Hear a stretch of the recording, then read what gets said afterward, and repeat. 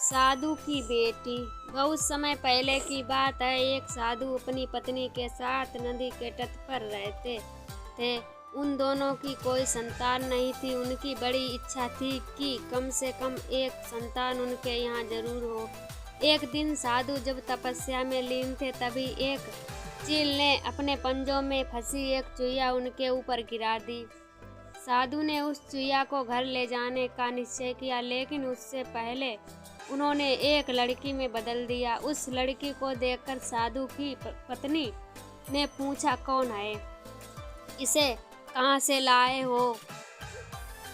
साधु ने पत्नी को पूरी बात बताई। उनकी पत्नी बहुत प्रसन्न हुई और वह बोली, तुमने उसे जीवन दिया है, इसलिए तुम ही इसके पिता हुए। इस तरह मैं भी इसकी माँ हुई। हमारे यहाँ कोई संतान नहीं थी, इसलिए भगवान ने इसे हमारे पास भेजा है। जल्द ही वह बच्ची एक सुंदर युवती बन गई। जब वह 16 साल की हुई तो साधु और उनकी पत्नी ने उसके विवाह करने का निश्चय किया। साधु ने सूर्य देवता का आह्वान किया। जब सूर्य देवता उनके सामने आए तो साधु ने उनसे अपनी बेटी से विवाह करने का अनुरोध किया।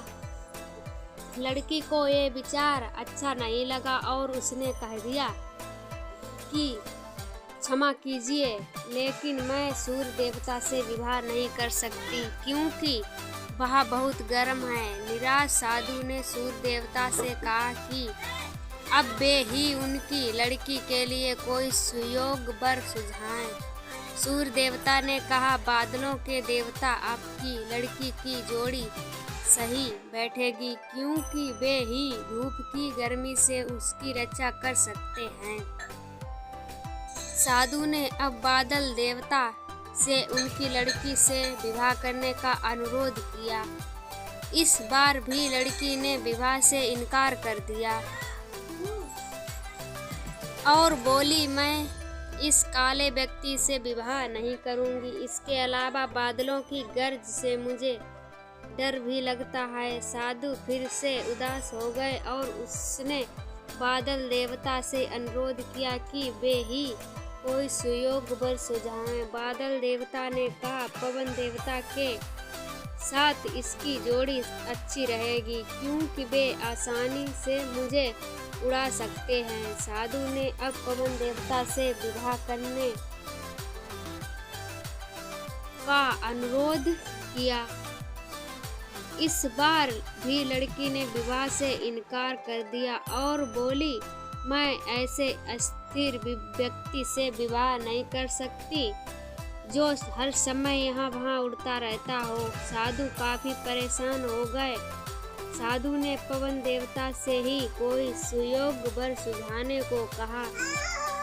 पवन देवता ने जवाब दिया, पर्वत के राजा बहुत मजबूत और स्थिर हैं। वे बहती हुई हवा को भी आसानी से रोक सकते हैं।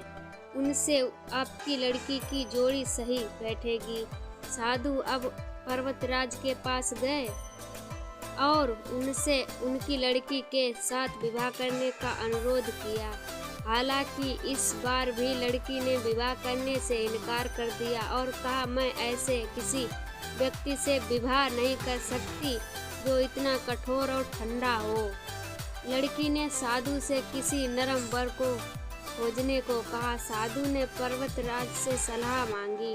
पर्वतराज ने जवाब दिया, किसी चूहे के साथ ही आपकी लड़की की जोड़ी अच्छी रहेगी, क्योंकि वह नरम भी है और आसानी से किसी पर्वत में भी बिल बना सकता है।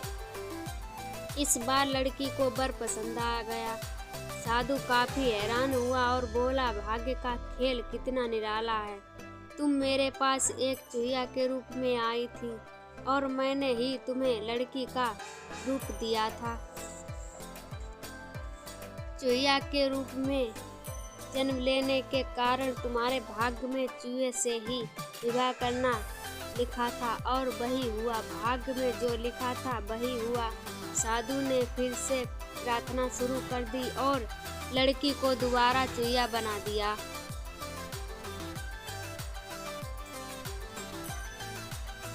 इसे कहते कि भाग्य का लिखा कभी नहीं बदल सकता। अगर हमारी कहानी पसंद आई हो तो लाइक कर दें और चैनल को सब्सक्राइब कर दें। तब तक के लिए खुश रहें और मस्त रहें।